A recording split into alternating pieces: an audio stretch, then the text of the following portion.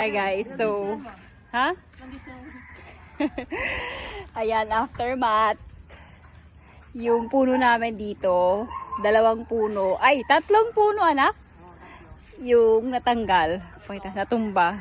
Ayan, yan yung puno ng langka, tapos ayun pa, tapos sa neighbors din, yung ayan, tapos nabagsakan yung sasakyan kasi ewan ko ba kung bakit nandito yung sasakyan. Ayan. Wala na kaming puno sa sobrang init na. Ayan. Meron kaming tarp. Nakakainis. Pero may araw na. Buti na lang. Thank you sa mga neighbors ko. Kasi tumulong. Ay, hindi ka tumulong. Sila talaga nagtanggal. Hindi tumulong. Tinulungan nila ako. Pag-gisay, ko, labas ko ng bahay, wala na akong linisin. Wala na, naputol na yung mga puno. Inayos na nila. Buti na lang. Thank you sa aking mga neighbors. Hala, meron tayong sili.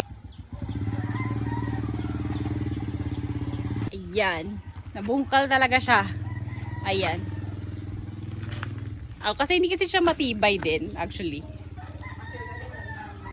So, it's our second day na may bagyong Tino. Pero wala na kaming wala kaming electric ngayon. Na-stress ako kasi yung puno, hindi ko alam kung saan siya. Ayoko nang pangalawahan yung sasakyan. Hindi ko alam kung saan siya, ano ba tawag yan? Babagsak. Dito? Meron pa dito. Ha? It's our day 2. Ay, ang puno na yan.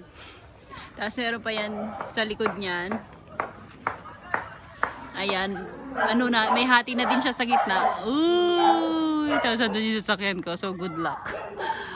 Baka mabagsakan na naman siya.